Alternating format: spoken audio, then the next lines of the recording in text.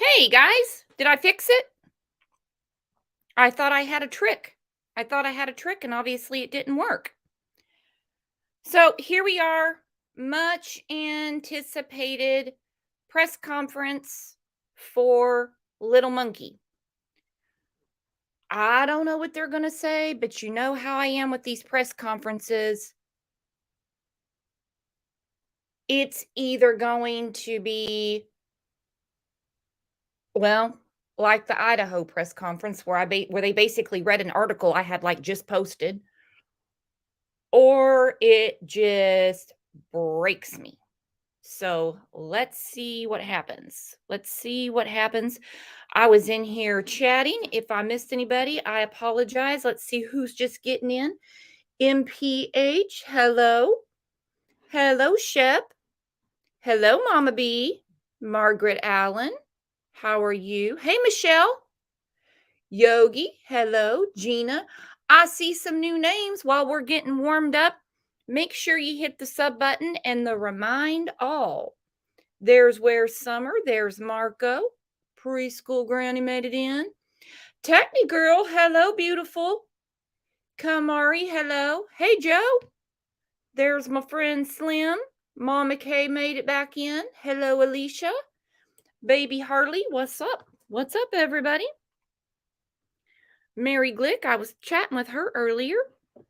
Tiffany made it in. There's Sonia. Sonia's my barista. It's a long story. Tell you about it someday. Mama Fee's a new member. Welcome, Mama Fee. Got 2 new members. Who's the other new member? I got to scroll up to see. Go check out the members tab on the channel. Debbie Martin, welcome. Welcome. Thank you very much. Go check out the members tab. I try to keep it as updated as possible. And sometimes it'll be like 5 o'clock in the morning. And I'm like, hey, anybody up for members live? And lo and behold, out of the blue, everyone's like, yes, let's do it. Let's do it. Got to start having more members lives for sure. Hello, AJ. What's up? UFC said 45 degrees in San Francisco. Hella rain, too. JPL was saying that it was like raining cats and dogs. Terrible. She said awful, awful. So this is, can you just imagine being Tyler and Brandy? I don't know how much communication the police really have with them right now. If they're telling them everything that's going on. To bring you guys up to speed, little Michael went missing at the end of July of 2021. 21, not 22. And it was a crazy time because people were really after his parents, even with the police saying this is an abduction. Every day that goes on, it's more and more obvious to us that this child was abducted. Some people weren't going to leave it alone. Just they had to keep it on because they want to find their son. They love their son. They miss their son. And November 11th of this year, I mean, out of the blue, they started excavating a backyard 4 minutes away from their home. Here's a map. You see the Vaughan family home? 4 minutes away, that's the home that they've been searching. The home belongs to, or they had been living in it, renting it, Sarah and Stacy Wandra. Stacy's the guy, Sarah's the girl. Sarah is in jail for failure to notify or delay notification of a death. So she's been sitting in jail. She did have a hearing about her competency, which they found her, she's got a screw loose. Let me just put it that way, to put it lightly. And I believe for the next 90 days, she'll be hospitalized. They're going to get old girl up to par so she can participate in her own defense, for sure. because they certainly didn't just take Sarah's word for it that she knew Monkey was deceased. They didn't just take Crazy Train's word for it. So I've got a couple of clips we're going to go through. One was really interesting that came out today, but the search at the home has ceased. And we're going to see what they have to say here in a few minutes. Let's just hope that I'll find this press conference easier than it's been in the past with some of them. But they did put a link up, so let's just hope it works like that. Let's hope. Since Michael Monkey Vaughan went missing from his Fruitland neighborhood, he was just 5 years old. And just about an hour ago, Fruitland Police Chief J.D. Huff says they completed the excavation of the backyard of a home just 4 minutes from the Vaughan's house on Friday. He also says they've just wrapped up searching the inside of that home today. They're looking for Michael's remains there. News Channel 7's Abby Davis joins us now live in Fruitland at a prayer circle the community organized for Michael and his family. And Abby, they want to lift up this family in this really terrible time for them. That's right, Doug. Their biggest thing right now is just to show Michael, show the entire Vaughan family that the Fruitland community is here and that they are here to support them. Right now, there are about 50 people at this prayer circle. You can kind of see behind me, you can see those lights. People are just lighting them right now, and people are still trickling in as well. Now, the organizer told me that they will start the prayer circle with a pastor who will be praying, and then a family is also here and ready to sing some songs. So a night of really coming together, that is the biggest thing right now. They want to just come together, like I said, and make sure that the Vaughan family feels the love and feels the support in this tragedy that everybody here has been feeling so closely. Now, this isn't the first time that they've done something like this. The community came together last year as well for a candlelight vigil. That was on Christmas Eve. So this is definitely something the community is familiar with, just continuing to show the Vaughan family that they are there for them. Their biggest thing is that they just want to come together until they have answers, until they have something concrete. And like Doug said earlier, Chief Huff told me they finished processing the yard and house that Sarah Wandra lived in. Wandra has been charged with failure to report a death, but her status conference was rescheduled to December 23rd because a judge ruled that she is mentally unfit to assist in her own defense and she needs treatment. Just to clarify, Wandra was the person who lived in the house that they have been digging up the backyard and searching the house for. So Huff told me that they're not quite sure, that he said that they're looking to provide more information about what actually came out of that search next week, about Wednesday or Thursday. So of course we will keep you guys posted, but it looks like people are just continuing to come and they are starting right now. It's a pretty somber mood here right now, Doug. It is, but a somber mood and an attempt to really uplift the family and let them know that they're thinking about them and praying for justice. Abby, live for us in Fruitland tonight.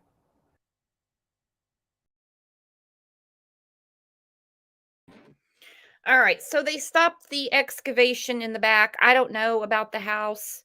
Buster said, when is the presser? It's in about 20 minutes. We're just going through some other things, getting ready for it.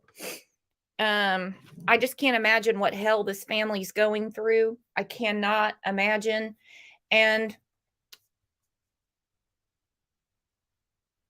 it's it'll get more tolerable. But I couldn't imagine standing in front of the police chief describing your child as remains. I just couldn't imagine. I just couldn't imagine. So Michael went missing on the 27th of July.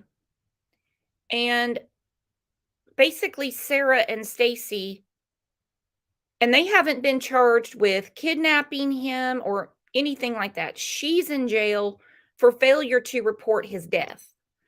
Now, I do not believe for a minute that the police are basing all of this off of what Sarah has said.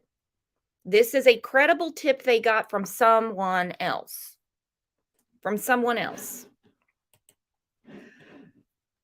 So here's a picture of Sarah. And if you look over her right shoulder, that's little Monkey's flyer.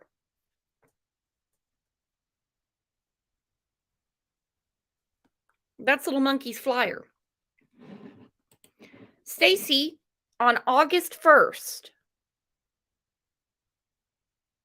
changed his profile to little Michael Vaughan.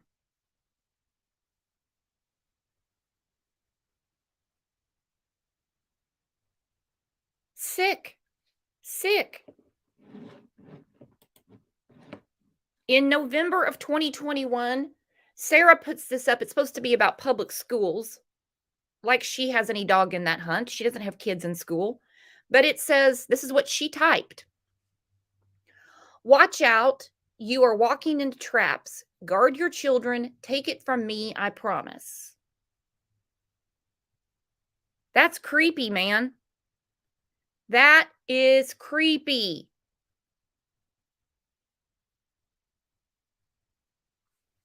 Creepy ass people. Just 4 minutes away. Mermaid, where is he? Exactly. Where is he? What did they do? Or someone they know?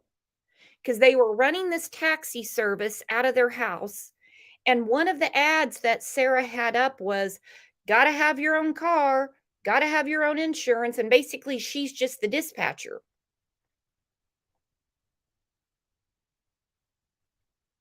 It's awful. It is awful.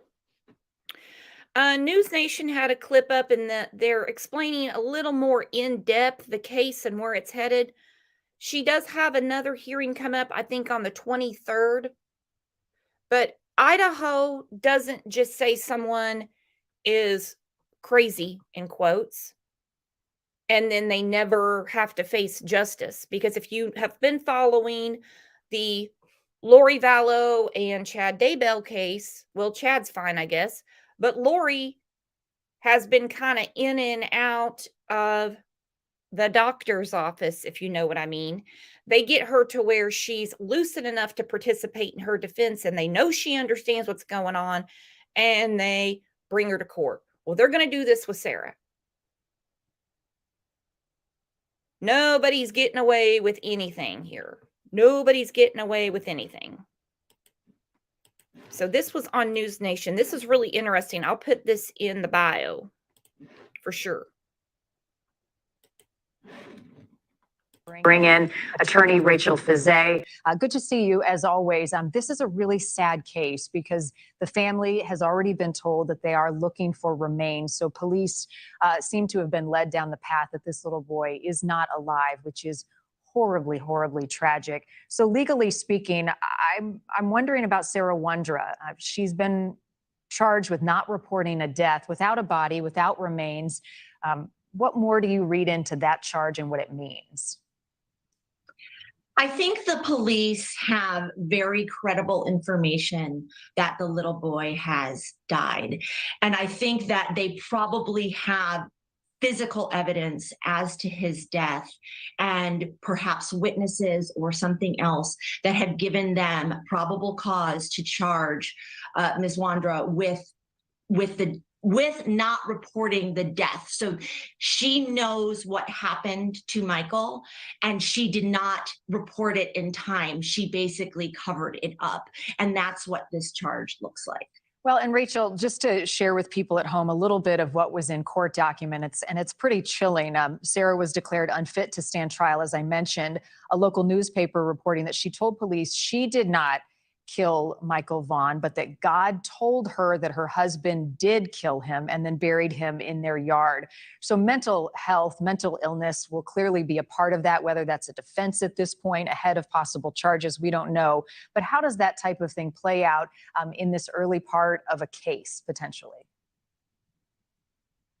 One has to be declared competent to stand trial, which means that they have to aid in their own defense. And that's what's happening right now in court, is they are determining that she is not competent. What she's saying will not aid her. So they can't proceed with going through a trial and going through the evidence with her at this point. They will try again in 90 days and they will evaluate her. What she's saying probably matches other evidence that they have that perhaps her husband did kill him, or perhaps that he is buried in their yard. So my guess is they have other evidence, and then on top of her statements that she basically knows this happened for whatever reason, is what has led them to where they are. But it sounds like they have very, very credible evidence, and that today's press conference will likely corroborate something that they found such that they can identify him as being deceased. So the husband, Stacy, already in jail on unrelated charges. If in fact they find this evidence, they find the remains, they charge him, what then now that he's already in custody? Oh, they just go through a separate case. He just remains in custody for his current charge, while being tried perhaps on this next charge.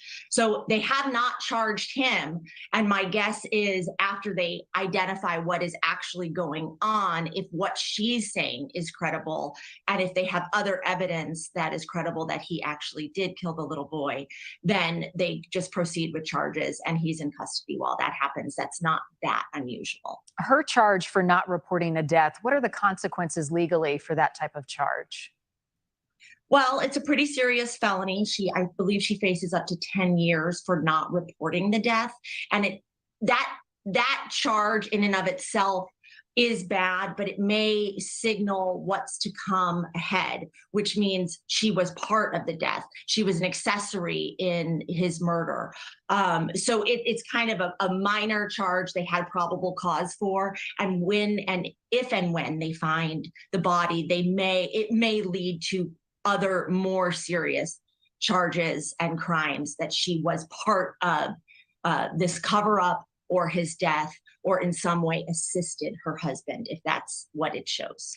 He disappeared in June of last year, left his home trying to go find a friend to play with. It just doesn't get any worse than this. Rachel Fizet, thank you for helping us update the case this morning as we await more details from police later today.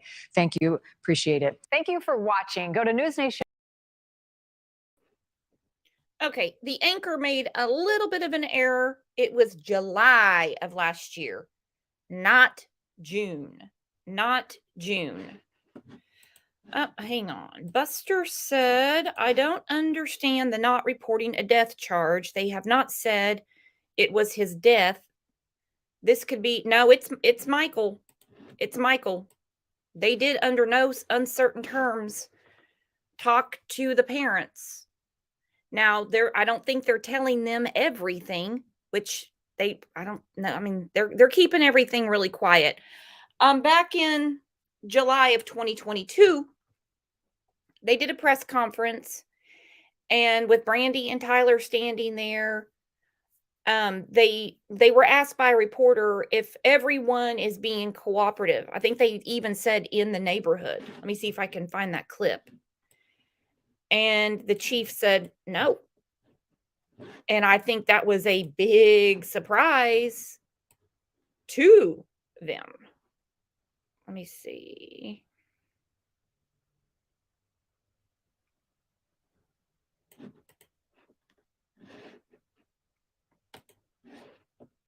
And it's well talked about that this isn't just Sarah. She said Stacy did it. Then she said someone named Adrian did it. She said God told her. So we know she's not 100% upstairs, if you know what I mean.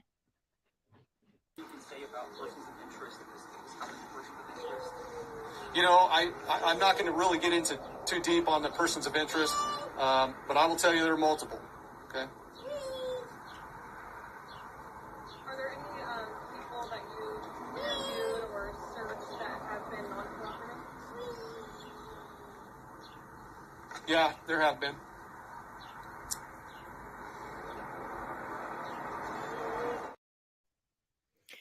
So that's when he said there's multiple persons of interest. They're looking at multiple people. This was in July of 2022. Then you can barely hear the reporter. And I really wish these reporters would get better microphones. It would help us greatly. And she said, are there any people that aren't cooperating? He took a pause, he scratched his face after and he went, yeah, there have been. There's people that aren't cooperating. And Chris, you are so right. They have to have something that coincides with what she says. Criminals lie. They lie.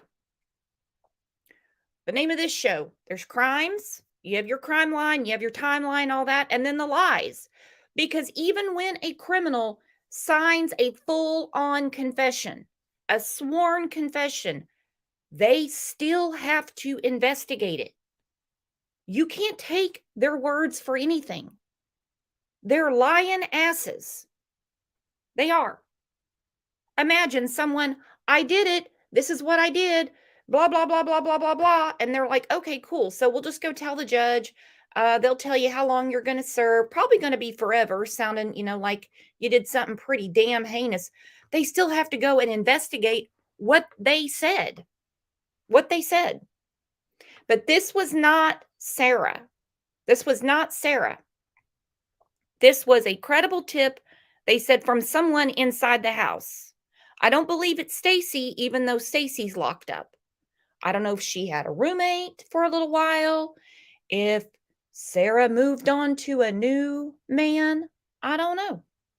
I don't know who the person was.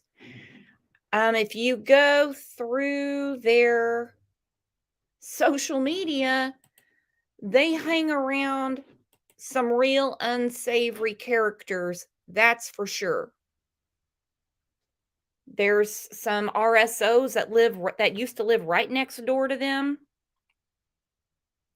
Not saying they have anything to do with it. I'm not in the business of going around and accusing people of stuff, but they are on the list.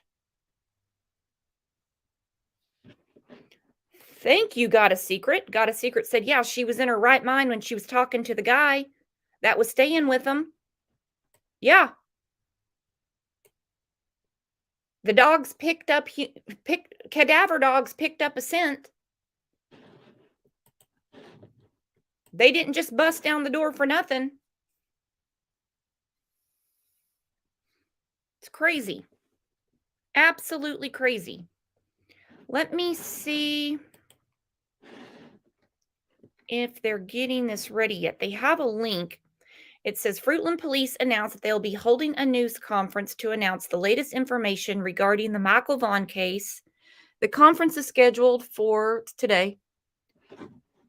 Then it says click here. It says on November 23rd, Fruitland Police Chief J.D. Huff confirmed crews finished processing the entire home off Red Wing Street in Fruitland, where investigators were looking for the possible remains of 6-year-old Michael Vaughan, who went missing from his neighborhood on July 27th, 2021.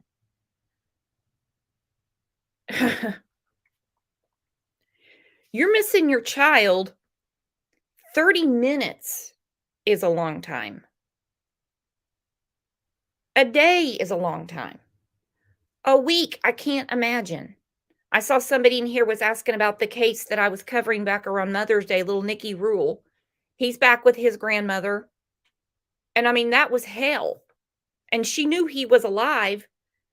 I mean, and in this case, July of 2021. It says investigators had been out at the home in Fruitland since late on the night of November 11th, excavating a backyard where 35-year-old Sarah Wondra was one of the occupants. Wondra was arrested November 12th in connection to Vaughan's possible death and charged with failure to report a death. I lost my place. Huff told KTVB search crews finished processing the entire home and yard Wednesday. Investigators stopped digging on the property Friday, November 18th.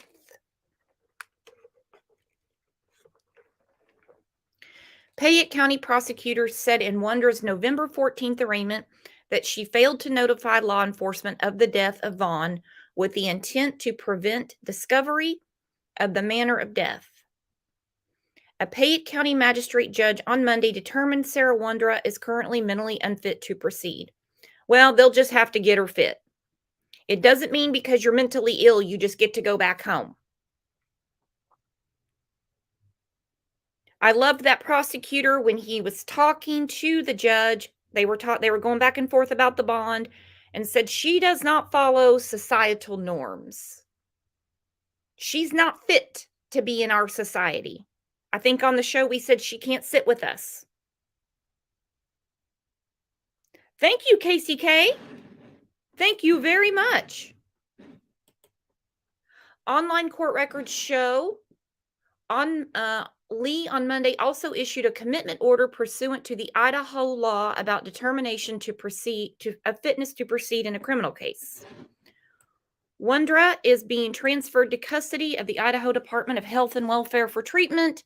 The commitment order indicates that she was found unfit to assist in her own defense. Therefore, proceedings against Wondra are on hold. It doesn't mean she's off the hook. It doesn't mean she's going to be laying by a swimming pool as people bring her out trays of pills to get her okay. It doesn't work like that. She is unfit to be in society. Now, it gave me a link and it says go here to find, and there it is.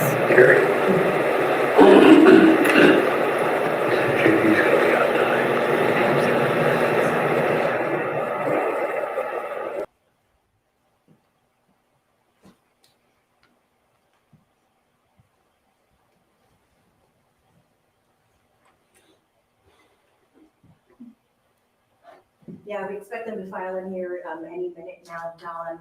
It's been a very busy month for the Fruitland Police Department after really not a whole lot of information, at least shared publicly, since Michael Vaughan went missing July 27th of the last year. So it's been almost a year and a half, but this month they made an arrest and they completely excavated the backyard of a home. Beginning earlier this month, that arrest was made on the 11th.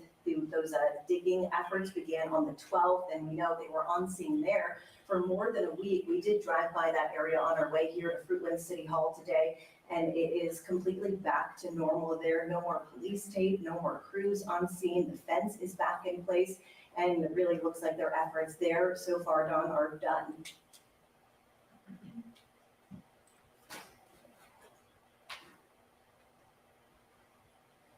No, we've heard this more than once from the family representatives and from the police department that there is no connection between the Vaughan family and the home where this search took place. We know the woman who lives in that home, Sarah Wondra, was taken into custody that Friday night and charged with failing to report a death, specifically naming Michael Vaughan in those reports.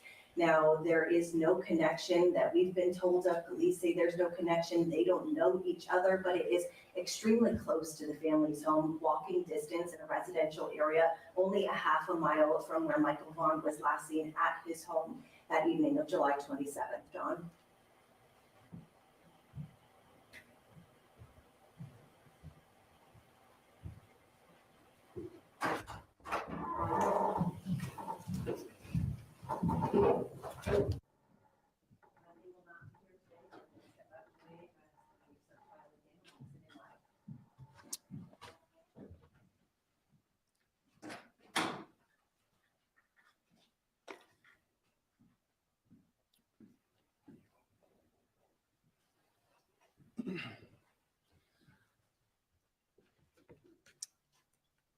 All right. Good afternoon, everybody. I just wanted to start out by saying thank you to our media partners. Thanks for being here. And thank you for the continued coverage of the Michael Vaughan case.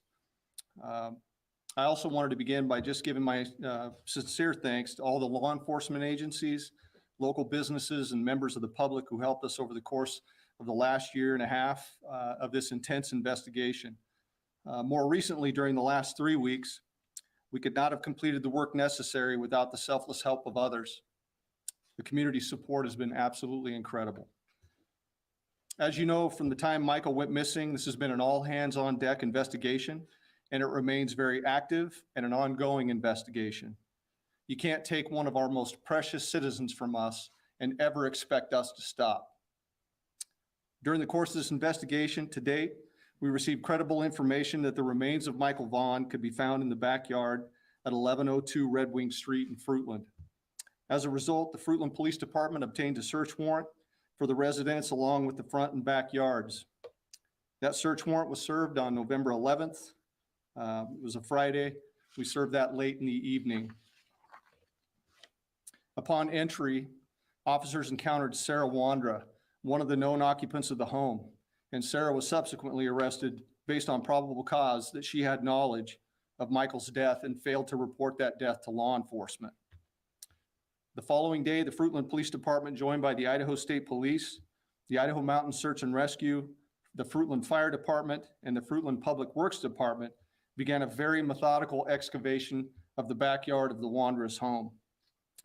During that excavation process, the Idaho Mountain Search and Rescue, Mountain States detection dogs deployed multiple certified human remains detection dogs on the property, all of them alerting to the presence of human remains. Ground penetrating radar was also used and deployed, detecting anomalies in the backyard. We completed the excavation of the entire backyard and removed over 250 yards of dirt.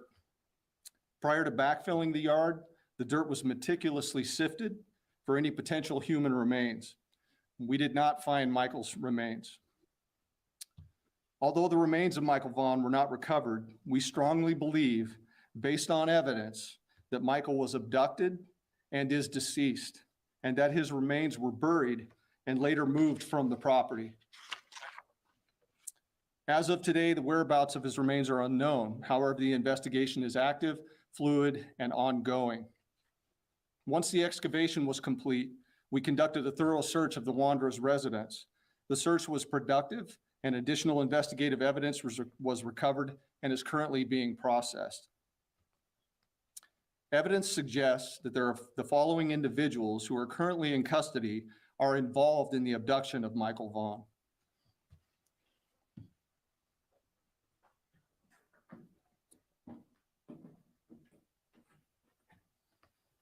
This is Sarah Wandra, 35 years old.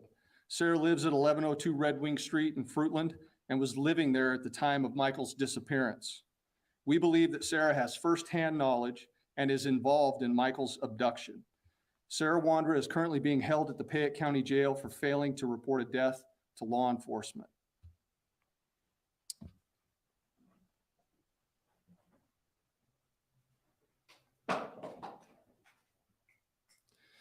This is Sarah's husband, Stacy Wandra, 30 years old, a male. Stacy was also living at 1102 Red Wing Street in Fruitland and was living there at the time of Michael's disappearance. We believe that Stacy has firsthand knowledge and is involved in the abduction of Michael Vaughan. Stacy's currently being held in the Washington County Jail on unrelated charges. Now, the next individuals I'm going to introduce you to, let's go at the bottom there. This is Brandon Shirtliff, 30 years old, of Kuna, Idaho. Brandon was living with Sarah and Stacy Wandra at 1102 Red Wing Street at the time of Michael's disappearance, and we believe Brandon has firsthand knowledge of Michael's abduction. Brandon is currently believed to be in North Dakota.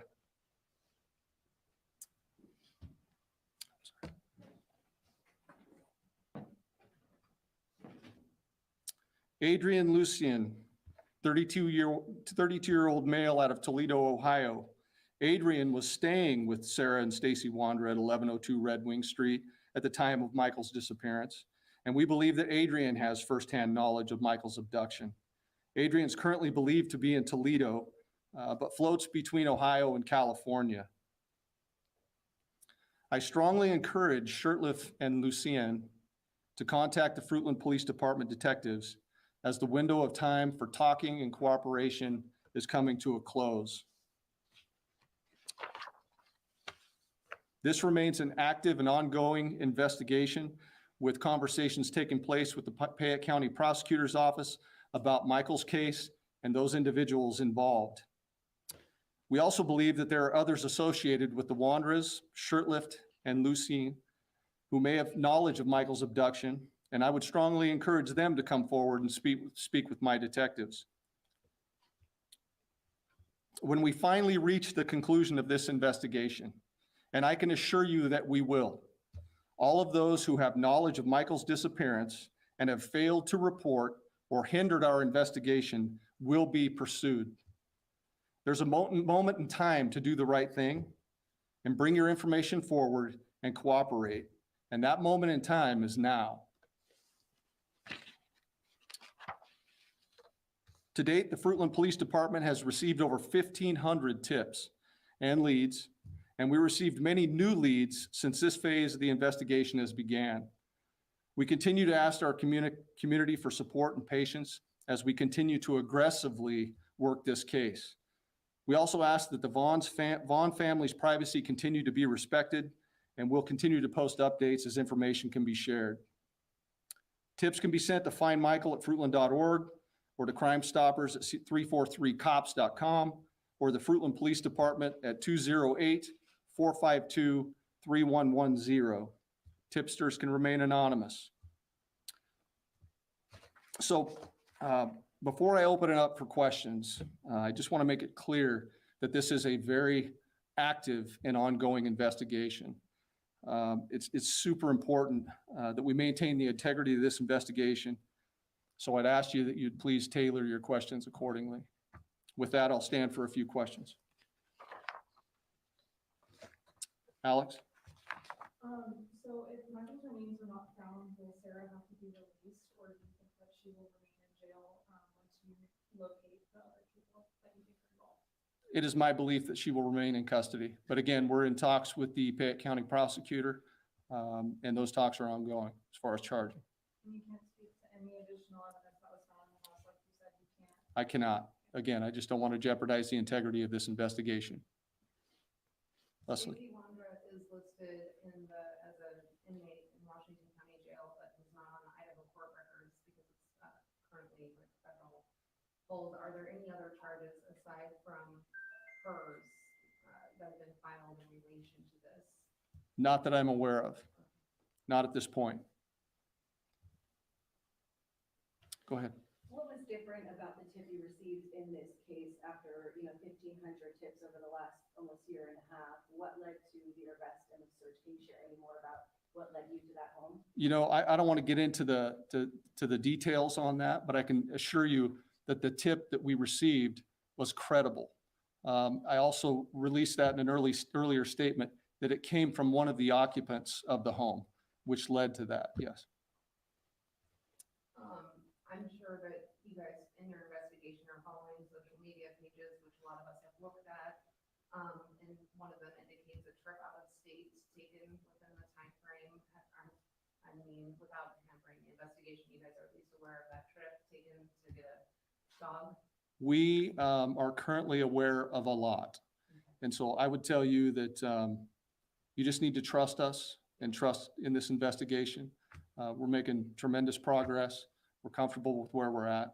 I appreciate that question. So Sarah Wondra didn't pass her mental evaluation for when they were in the hearing and things. Do you think this affects the investigation at all, considering that to be the case? I do not at this point. There have been mentions of a neighbor's yard. Has that been searched in any way or taken into consideration in this investigation? Yes, as a matter of fact, we'll be deploying ground penetrating radar in the neighbor's yard tomorrow.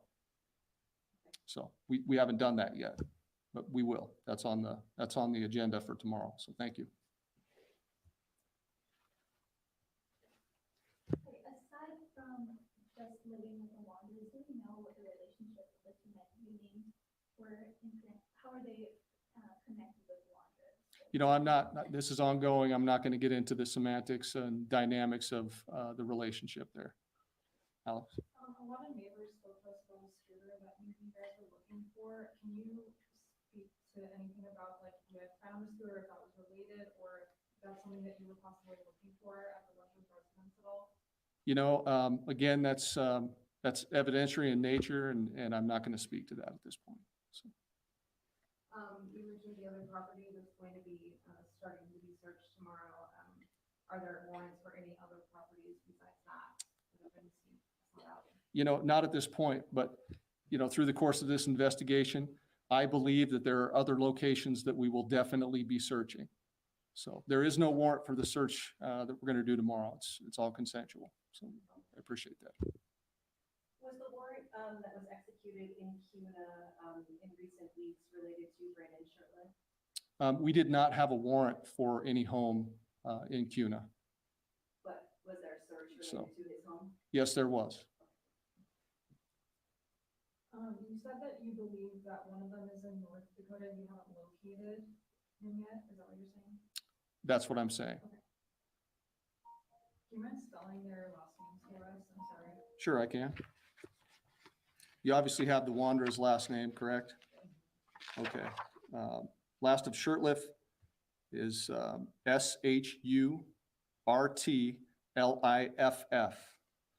Last of Lucien is Lucienne. Okay, all right. Well, if we don't have any other questions, I'm going to conclude this press conference. Karen, one more? One more. If neither of these individuals do come forward with information, could they face any charges related to hampering an investigation or anything like that? You know, I would tell you that, I'm not going to discuss our investigative strategies at this point. But it is my belief that charges are forthcoming. Just one last question. I know you're very proud of your team. That's really done an amazing job so far. Can you talk more about that and about how they're doing? You know, It's got to be tough. it is tough. You know, we've lived this case from the time that it began. And, but I'm telling you, I've got a very strong, committed group of people here. And they come in here every day and we're in this grind and they are committed to finding Michael. And we're just not going to stop. Everybody should know that. We are not going to stop until we uncover the truth in its entirety, I would say. So thank you. All right. Thank you, everybody.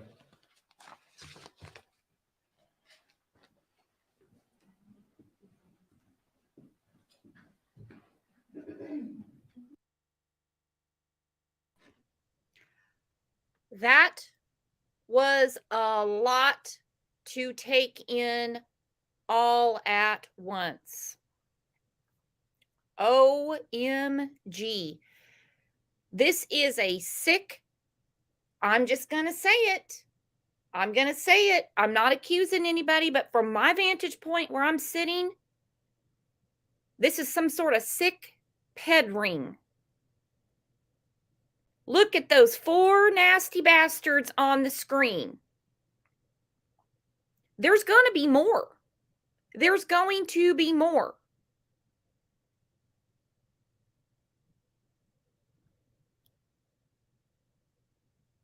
So when Sarah said Adrian did it, Adrian was living at the house at the time. As Chief Huff said. As Chief Huff said. Woo. Brandy was on this show, I believe it was in March. And she had recently spoken, I want to say to the chief. I would have to go back and listen to the show. I'll post it so we can listen. I'm gonna rewind a little bit, guys, because I can't breathe, so we can hear this again. And she said they had said your child is one of, basically Michael's the 1% that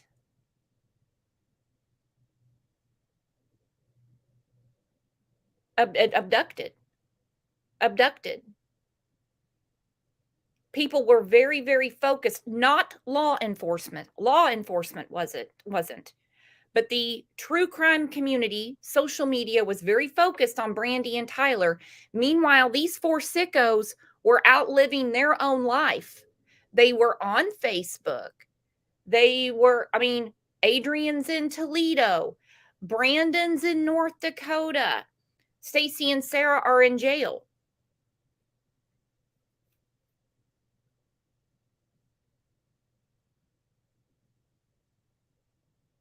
Wow. And he believes there's more.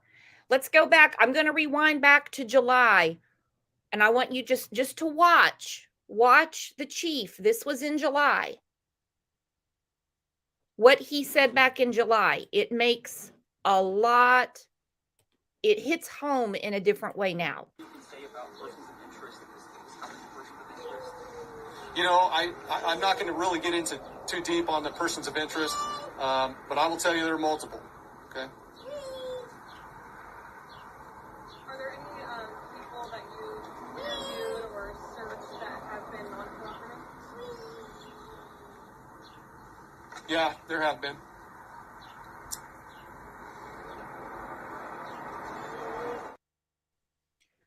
So he was already on to this. This was back in July. And when he said there's multiple persons of interest. There's multiple. Well, there's 4 on the screen right there. Have there been anyone that's not cooperative? It's like he's biting his tongue. Yeah. There have been. I think we're looking at 4 very uncooperative mofos on that screen right there. Right there. I'm going to see if it'll let me rewind. If not, I'm going to have to go to their channel and do it because there's part of this we got to hear again. Oh, it's letting me. And over his shoulder, that is Chris McDonough. And we'll continue to post updates as information. He does have a YouTube channel. He also runs the Cold Case Foundation. The Cold Case Foundation has actually been also very instrumental in helping our friend on this channel, Stacey Jones, in her fight for justice for her daughter, Michaela. Great work that they do.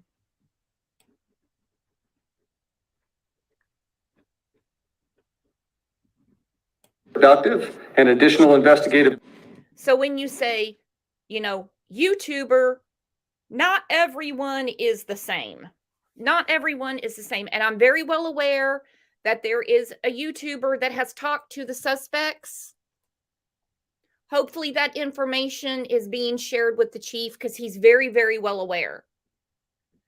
I'm not going to connect any dots here, but he did mention if you're interfering with an investigation, you could get in trouble. I don't know that he's talking about any YouTubers or anything, or if he's talking about the dude in North Dakota that needs to come forward, or the dude in Toledo that needs to come forward.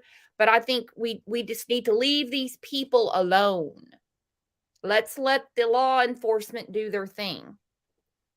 Because like he said, the time for cooperation and you guys helping out is coming to a close. And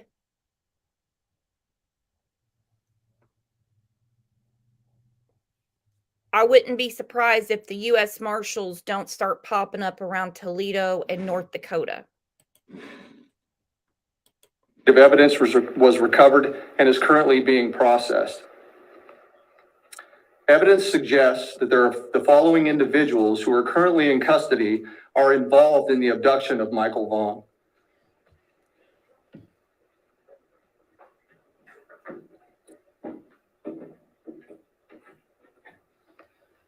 This is Sarah Wandra, 35 years old. Sarah lives at 1102 Red Wing Street in Fruitland and was living there at the time of Michael's disappearance. We believe that Sarah has firsthand knowledge and is involved in Michael's abduction. Sarah Wandra is currently being held at the Payette County Jail for failing to report a death. Okay, this right here, Shani, this right here. If you have information about a suspect, get a hold of Fruitland Police. Get a hold of Fruitland Police. Absolutely. Absolutely. This is when we're talking about life and death, it's not a Facebook conversation or a YouTube conversation. It has to go to the police. It's so dire. This is not entertainment. I mean, I love you guys. I love talking to you guys, but we're talking about a little boy. A little boy.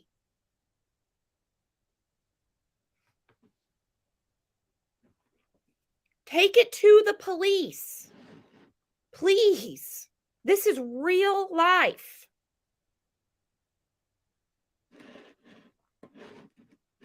I mean, I'm very, very well aware. I am. that there are creators that have been talking to the suspects. I beg them, please, whatever you have, give it to the police.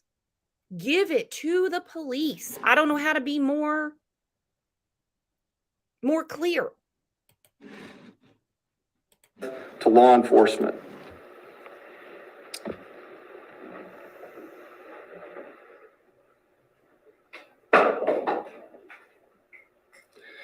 This is Sarah's husband, Stacy Wandra, 30 years old, a male.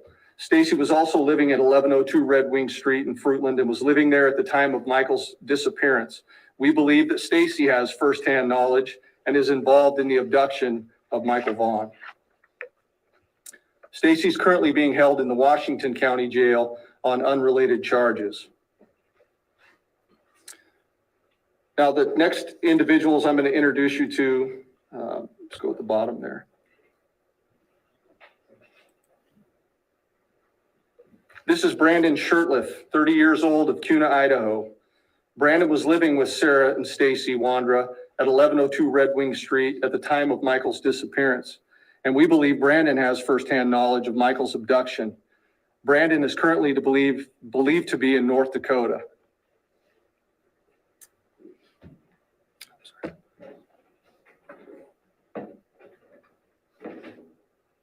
Adrian Lucien, 32-year-old male out of Toledo, Ohio.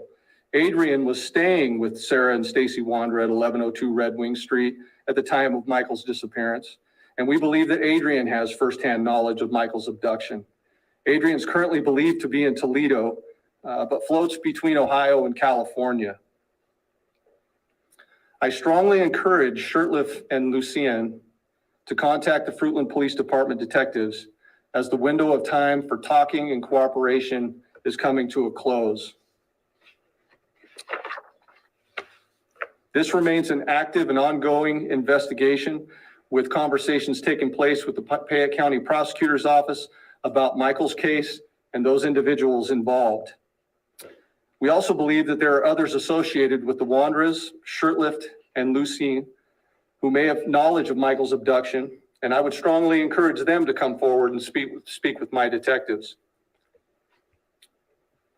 When we finally reach the conclusion of this investigation, and I can assure you that we will, all of those who have knowledge of Michael's disappearance and have failed to report or hindered our investigation will be pursued. There's a moment in time to do the right thing and bring your information forward and cooperate. And that moment in time is now. To date, the Fruitland Police Department has received over 1,500 tips and leads, and we received many new leads since this phase of the investigation has began. We continue to ask our community for support and patience as we continue to aggressively work this case. We also ask that the Vaughan family's privacy continue to be respected, and we'll continue to post updates as information can be shared. Tips can be sent to findmichael@fruitland.org or to Crime Stoppers at 343cops.com or the Fruitland Police Department at 208-452-3110. Tipsters can remain anonymous. So before I open it up for questions, I just want to make it clear that this is a very active and ongoing investigation. It's super important that we maintain the integrity of this investigation. So I'd ask you that you'd please tailor your questions accordingly. With that, I'll stand for a few questions. Alex? So if Michael's remains are not found, will Sarah have to be released, or do you think that she will remain in jail once you locate the other people that you think are involved? It is my belief that she will remain in custody. But again, we're in talks with the Payette County prosecutor, and those talks are ongoing as far as charging. And you can't speak to any additional evidence that was found in the house, like you said you can't? I cannot. Again, I just don't want to jeopardize the integrity of this investigation. Leslie? J.D. Wandra is listed as an inmate in Washington County Jail, but he's not on the Idaho court records because it's currently with federal hold. Are there any other charges aside from hers that have been filed in relation to this? Not that I'm aware of. Not at this point. Go ahead. What was different about the tip you received in this case after, 1,500 tips over the last almost year and a half? What led to the arrest and the search? Can you share any more about what led you to that home? I don't want to get into the details on that, but I can assure you that the tip that we received was credible. I also released that in an earlier statement that it came from one of the occupants of the home, which led to that. Yes. I'm sure that you guys in your investigation are following social media pages, which a lot of us have looked at. And one of them indicates a trip out of state taken within the time frame. I mean, without hampering the investigation, you guys are at least aware of that trip taken to get a dog. We are currently aware of a lot. And so I would tell you that you just need to trust us and trust in this investigation. What did the reporter say when he says, because the closed captions aren't available yet, and he goes, "We are currently aware of a lot." She says something about, "Are you aware?" Maybe they will come up. Unavailable. Dadgummit. Give me a second. You guys in your investigation are following social media pages, which a lot of us have looked at. And one of them indicates a trip out of state taken within the time frame. I mean, without hampering the investigation, you guys are at least aware of that trip taken to get a dog. Oh, she said, if you guys are aware of social media, you're aware of a trip taken out of state to get a dog. That's when Sarah said they were in Snyder, Texas, and I guess she thought the government was following her or something. And she said, "I'm getting advertisements from Snyder, Texas." Dumbass, you're in Snyder, Texas. I was looking for irons one day on Google, not on Google, but on Amazon. Iron ads started popping up on my Facebook. Yeah, they look at what you're looking at. They know where you're at. And then I think they went over to New Mexico. So that's what she's talking about. And he goes, I'm going to show how he says it. We're aware of a lot. We're aware of a lot. Within the time frame, I mean, without hampering the investigation, you guys are at least aware of that trip taken to get a dog. We are currently aware of a lot. And so I would tell you that you just need to trust us and trust in this investigation. We're making tremendous progress. We're comfortable with where we're at. I appreciate that question. So Sarah Wondra didn't pass her mental evaluation for when they were in the hearing and things. Do you think this affects the investigation at all, considering that to be the case?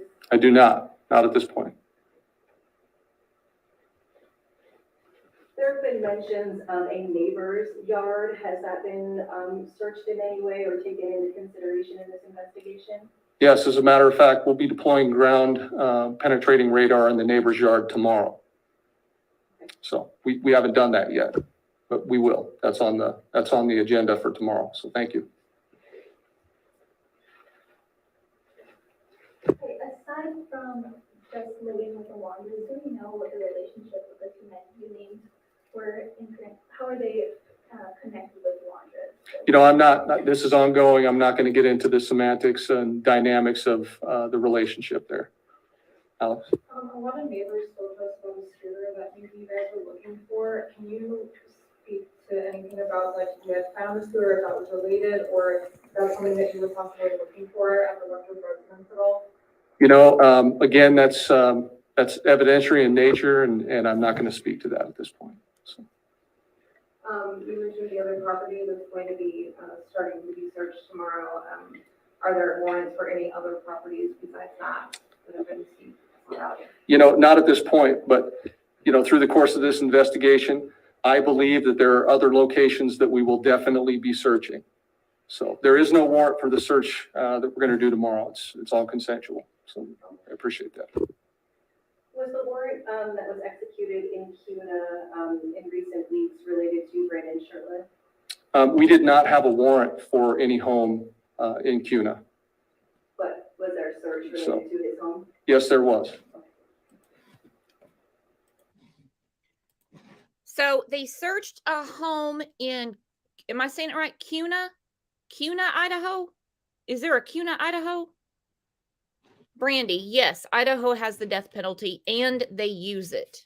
I think every state has it on the books, but it's if they have the cojones to use it, and Idaho does. So he says he didn't have a warrant, but I think he said it's in relation to Brandon. I got to listen to that again. I'm going to listen to this a lot.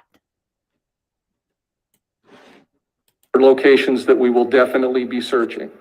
So there is no warrant for the search that we're going to do tomorrow. It's all consensual. So I appreciate that. Was the warrant that was executed in CUNA in recent weeks related to Brandon Shirtliff? We did not have a warrant for any home in CUNA. But was there a search related to his home? Yes, there was. You said that you believe that one of them is in North Dakota and you haven't located him yet. Is that what you're saying? That's what I'm saying. Okay. Do you mind spelling their last names for us? I'm sorry. Sure, I can. You obviously have the Wanderer's last name, correct? Okay. Last of Shirtliff is Shurtliff.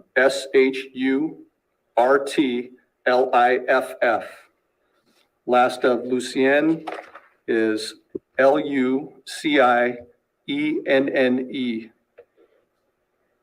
Okay, all right. Well, if we don't have any other questions, I'm going to conclude this press conference. Karen, one more? One more. If neither of these individuals do come forward with information, could they face any charges related to covering an investigation or anything like that? You know, I would tell you that, I'm not going to discuss our investigative strategies at this point, but it is my belief that charges are forthcoming. One last question. I know you're very proud of your team that's really done an amazing job so far. Can you talk more about that and about how they're doing? You know, it's got to be tough. It is tough. You know, we've lived this case from the time that it began, and but I'm telling you, I've got a very strong, committed group of people here, and they come in here every day, and we're in this grind, and they are committed to finding Michael, and we're just not going to stop. Everybody should know that we are not going to stop until we uncover the truth in its entirety, I would say. So, thank you. I believe him. I believe him. He has been so steadfast and so on this case, like many law enforcement. Like many law enforcement, they need a lot more credit than what they're given in some chats. You guys are awesome. Some are not. I've seen some stuff. So I know another creator spoke with this Brandon Shirtliff. Hopefully everything was given to the police and not just to YouTube. These things are no joke. They need to be given to the police, period. Hopefully the police know that this phone conversation is public on YouTube and that they're okay with that. I hope it doesn't interfere with any sort of prosecution down the line. I hope it doesn't interfere in any way, shape, or form with this man's I hope his defense can't use it to help him. Let me put it that way. I hope not. Yeah, I've been aware for quite a while. Yeah. Oh, this is just a lot. This is just a lot to take in.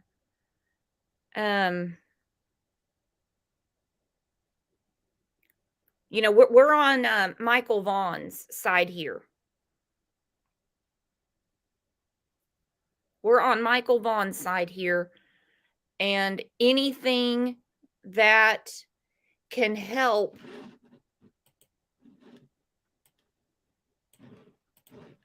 the four sickos on the screen right here, I'm not down with. I'm not down with. I'm not down with it at all.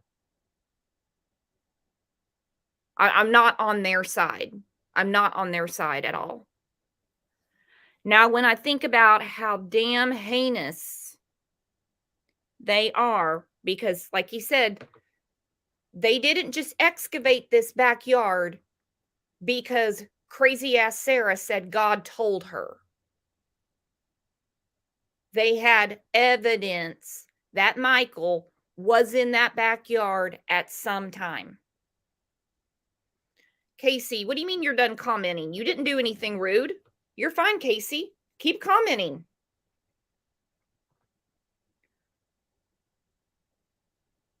You didn't do anything wrong, Casey. And then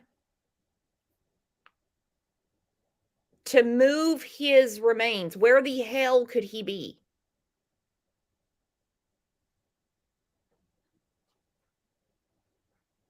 He said the window is shutting as far as their cooperation, then he's not going to be nice. He's not going to be nice at all. I hope the marshals stampede North Dakota where Brandon is, not the whole state. I hope they stampede Toledo, Ohio, where Adrian's at. Okay, Casey was just joking. I about had a heart attack. I'm like, no, Casey, you're good. We love you, Casey. So at least for now, Sarah's behind bars.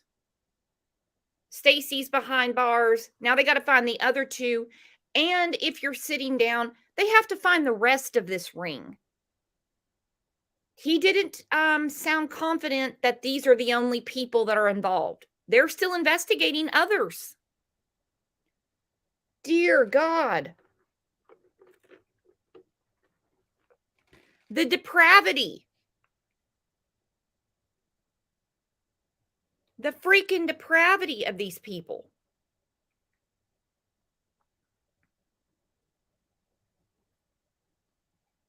It's disgusting. I'm going to put the link up if anybody wants to come up and talk. I'm losing the words.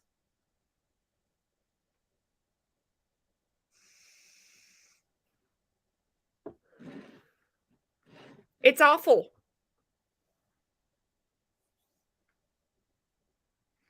It's like when I think about, well, the Delphi case where Doug, when he was talking to Kegan, and he said, your Dropbox has opened one of the biggest CP rings in Indiana state history. They might have stumbled onto something here. Something really big and really dark. Huge. Look, oh, I just can't. I can't with these people. They're disgusting. They're disgusting. All right, guys, we've been covering Michael Vaughan for a long time. And of course, we're going to keep covering Michael Vaughan because this is a lot to take in today. I'm going to have to watch this interview again and get my pen and paper out and start writing stuff down. Barb, exactly. And in the midst of all of this, there's his parents. His siblings. Just imagine the hell they're going through. Just imagine the hell they're going through. They're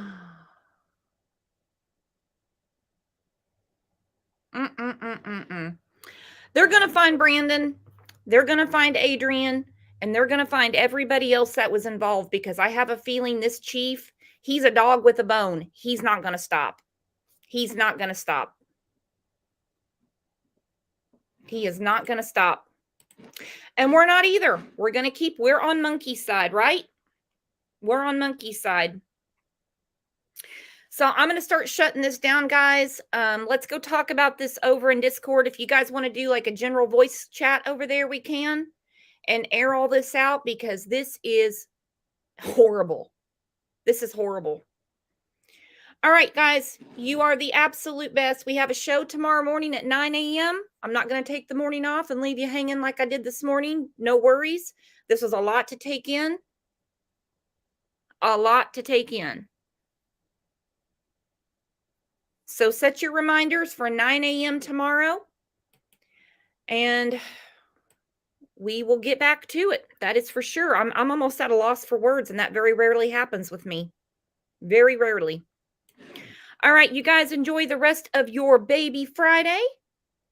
Hope you have a great dinner tonight, if you can hold it down. I don't know if I can. And I'll see you back here tomorrow at 9 a.m. or I'll see you over in Discord. If I miss you in Discord, I'll definitely see you tomorrow morning at 9 a.m. Let's keep going for little Michael Vaughan, okay? For sure.